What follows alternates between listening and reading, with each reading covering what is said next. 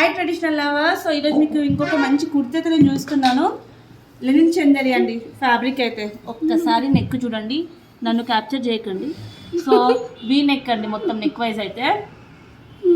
కింద మాత్రం ఫ్లెమింగో, మంచి కలర్ఫుల్ ఫ్లెమింగో ఉంది.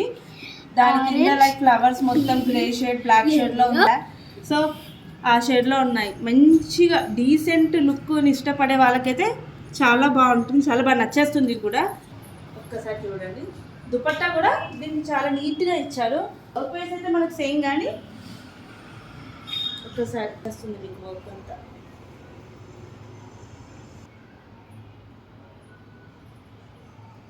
కంఫర్ట్గా చాలా బాగుంది.